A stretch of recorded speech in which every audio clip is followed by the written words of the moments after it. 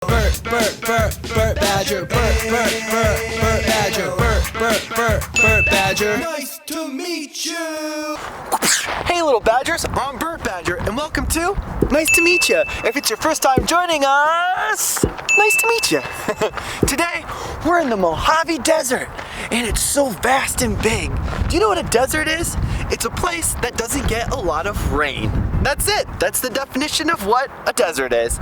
So if you look around, all of these plants here, they don't need that much water, and yet they still look so beautiful. The desert is one of my favorite places, and I can't wait to show it to you. Let's go check it out.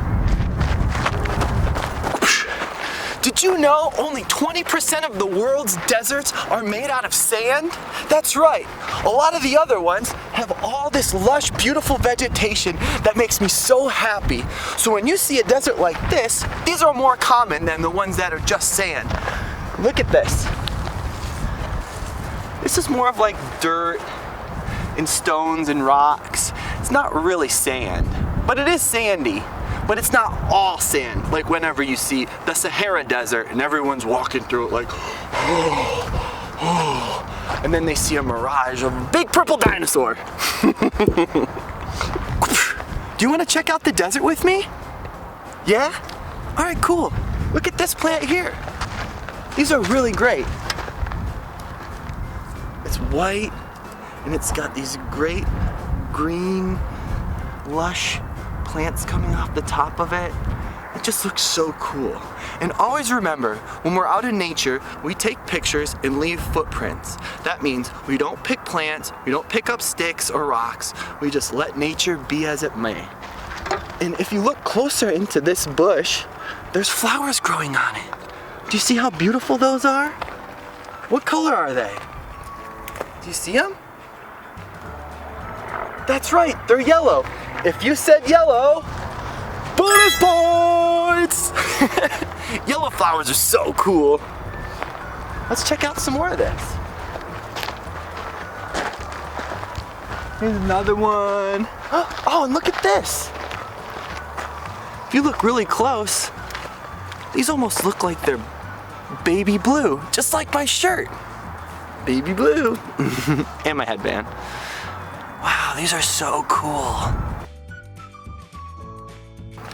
And these look like they're berries, but always make sure you ask an adult before you put anything in your mouth, because they could be poisonous, and you don't want to get sick when you're enjoying this amazing desert.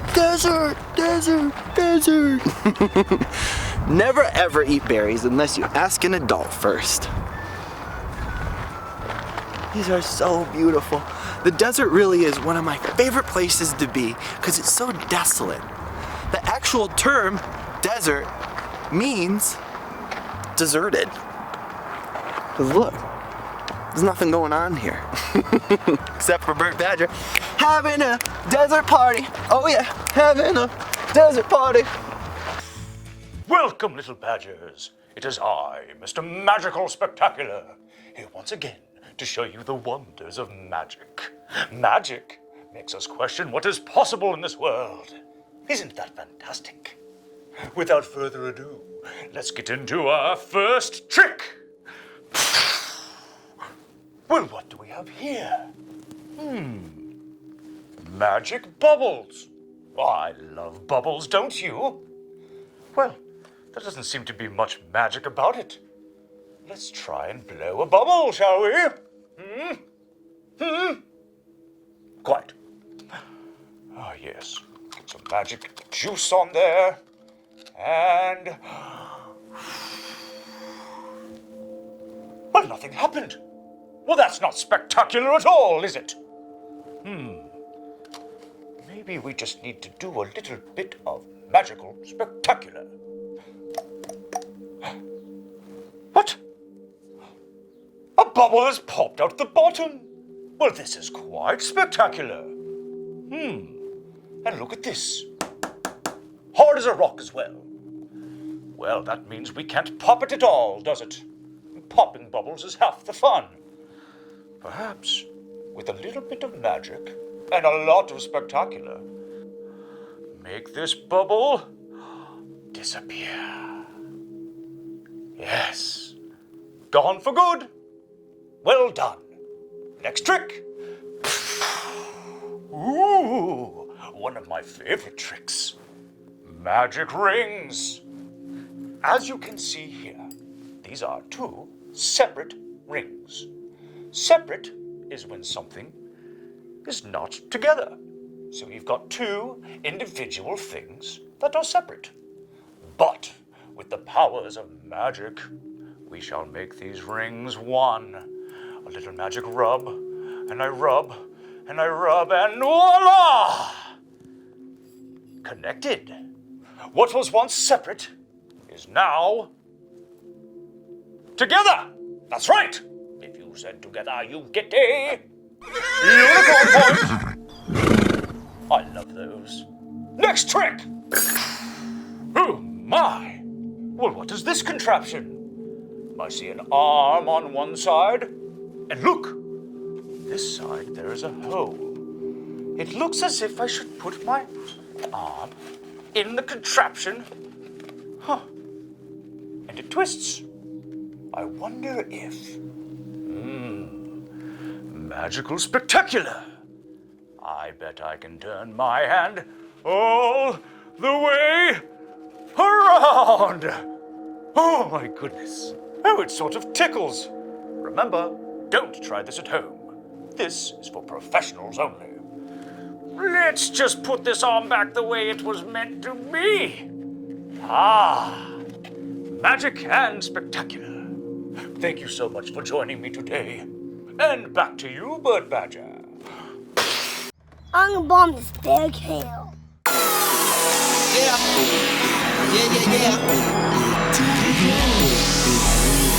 Big deal on my big wheel. I fly so fast like an electric eel. So excited, slide past banana wheel. I fly so smooth and I cut through steel. One big wheel and two small wheels. Happiest day is how I feel. At the park, I go so quick. I try so hard and I learn a new trick. After it rains, it gets kinda slick. So I go home and eat 8 fish sticks. Big deal, my big wheel. I fly so fast like an electric eel. So excited, slide past banana peel. I fly so smooth and I cut through steel. Lincoln Badger so safe, he's wheeling and dealing. No one can stop him 'cause he's happy daydreaming. When he's on a big wheel, he keeps pace because he always has a smile on his face. He's looking so good, he's doing just fine. Every time he's on his big wheel, he just rides and rides and rides and rides and rides and rides. Big deal, my big wheel. I fly so fast like an electric eel. So excited, slide past banana peel. I fly so fast and I cut through steel.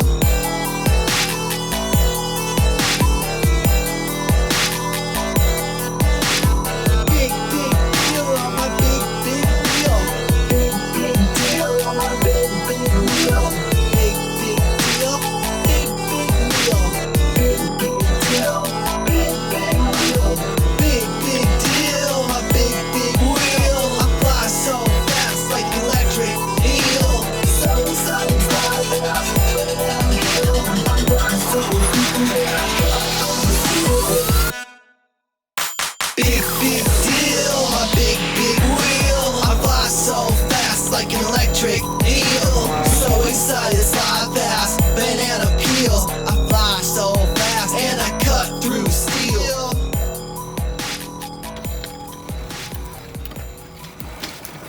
I am so proud of you. I can't stop thinking about my beanbag. I got a beanbag. I got a beanbag. I got a beanbag. It is so rad on my beanbag. Look at this. These are the roots of a plant that didn't survive. When these roots go deep down into the ground, they try and absorb as much water as they can, especially when a downpour of rain happens, and they store it up. But doesn't look like this one stored up enough water as these ones did. In fact, these roots probably were fighting with these other plants in order to get enough water. Looks like this one won. So like I said before, we're in the Mojave Desert. It's one of the biggest deserts in America. It's in Southern California, where I live, and it's 25,000 square feet. It's so big, it stretches from California to Nevada and even touches Utah and Arizona. That's how big it is. Now, we're gonna look at something really cool. I'm so excited to show you this. It's a desert flower. Look at how beautiful this is. And these look nice and friendly, right? But get up close. Each one of these has a thorn on it, and it can poke you just like a rose bush can. These are very sharp, very sharp. But when you get far away from them, they look so beautiful, don't they? I want this in my backyard. But I have to grow it myself because we do not remove plants from beautiful deserts and forests like this. And these thorns on this help protect this plant up here. So predators can't get up and eat all this vegetation here. If you were a squirrel and you saw these big thorns, you would stay away from it because it might hurt you. Just like this. Bing. Ouch! I'm okay. I'm a goose. So there's a lot of people that get the words desert and dessert confused. Desert only has one S, and dessert has two, and it's easy to remember that if you always think about how you want seconds on your dessert. I'll have 2 cupcakes, please. Oh, so you mean dessert, because it has 2 S's. And desert has 1 S, because it's so desolate. There's only one. I'm the king of the desert. I'm such a goose. When people think of a desert, they usually just think it's so hot all the time. It's so hot in this desert. But at nighttime, the desert gets freezing cold. In fact, it gets so cold, if you put water out, it would turn into ice cubes, just like in your freezer. Isn't that crazy? Also, there's very cold deserts, and they're called tundras, and that's what's in the Arctic and the Antarctic, which are on the top and the bottom poles of the Earth. So when you think of a desert, they're not just super hot all the time. You can go to a desert that is freezing cold. I never want to be caught in the day or the night of the middle of a hot day or a cold night in the desert. I'll tell you what, running around deserts is so much fun. You guys want to run around with me? Let's do it. I'm the king of the desert! That was fun. You can't catch me! Ah! Oh my goodness. The air in the desert is so dry. Whew. Whoa, Bert Badger. Where's the cactuses and cacti? Those are really cool desert plants. They grow in dry places where other plants have trouble living. Their ability to store water keeps them alive. Cacti are also protected by sharp spines or needles. These discourage animals from eating them. Cacti are succulent plants. This means that they have thick tissue that take up and hold large amounts of water. The stored water keeps them alive during dry periods in the desert, which are a lot. Unlike many plants, cacti do not have very deep roots. Instead, they have roots that spread out near the surface of the soil. This is important to their survival. These roots absorb water from a wide area during the few times it rains. Cacti are known for their pointy spines. These grow in different patterns on the plant's surface. Some cacti also have flowers and branches. Don't want to get too close to sniff those flowers though. Most cacti don't have leaves, and if they do, they're very small and fall off as the plant grows. Bye leaves! Cacti come in many sizes. The cactus, called a prickly pear, grows in low bunches. The giant cactus, known as the saguaro, can be 50 feet tall, and its branches can be 2 feet thick. That's so big and tall. Most cacti grow on the ground, but some cacti, known as epiphytes, grow on plants. Others may grow on hard things like rocks. What if you grew on a rock? That would be so silly. I want to give a shout out to my friend Miles. Cactuses are his favorite thing. Look at here. These white things are seeds. And these flowers, what color are they? That's right. If you said yellow, bonus points. So these white things are seeds. And what seeds do is they go into the soil, and then when it eventually rains in the desert, probably in about 4,000 hours, they'll turn into a plant, just like this one. And birds and insects and other things sometimes will spread these around, and they'll go into the ground, and then the bird will help make a new plant. Isn't that cool? I'm gonna help this plant spread its seeds. Do you want me to spread the seeds in this plant? Yeah? Okay, cool. We're just gonna rub it a little bit. Ready? Boogity, boogity, boogity, boogity, boogity, boogity. There they go. Good luck, seeds. I hope you grow up nice and healthy. Unfortunately, some people like to come to the desert and throw their trash everywhere because they don't have anywhere else for it to go, maybe? I don't even know the reason for this, but it makes me very, very sad to walk around one of the most beautiful places on earth, a desert, and see these rotting tires everywhere. Make sure if you have trash, you throw it in a trash can. Or if it can be recycled, make sure you recycle it. Because this couch, this bumper, and this chair are completely ruining the landscape of this desert, and it bums me out so dang much. Deserts form naturally on their own, and that is amazing. But when people get involved and their actions start making deserts, that's not okay. Deforestation, including clear cutting and tons of pollution, are creating new deserts that are not okay. Deforestation takes away the homes of animals, and when we don't replant those trees, it just becomes a wasteland of a desert that is not intended by Mother Nature. This pollution, this littering are not acceptable. Hopefully you and your friends make sure we keep Mother Nature clean so none of this happens. And I know that you do because you're having such a great time today with Bert Badger. And remember, we only take pictures and leave footprints. And none of this nonsense. Get out of here with these couches and these tires, you dingles. And now for cool animals of the desert. The Addicks antelope, found in the Sahara Desert, is one of the most beautiful antelopes in the entire world. Unfortunately, people all over the world want its horns, so they're endangered. The deathstalker scorpion, oh that sounds scary, is a small scorpion found in the Sahara. It can grow up to 4 inches long. You would think with a name like that and all, it would be the most feared animal in the desert. But think again, although it's slightly poisonous, its venom is not fatal. Whew! The famous camel is worth the mention. Watch out, they spit! They're extremely well adapted to the desert life. Camels have 2 rows of eyelashes to protect their eyes from the dust, and they have fat in their hump so they can go days without food, and they can even close their nostrils to stop from inhaling sand. Oh, that would come in handy at the beach. The armadillo lizard is an exciting reptile found in the deserts of South Africa.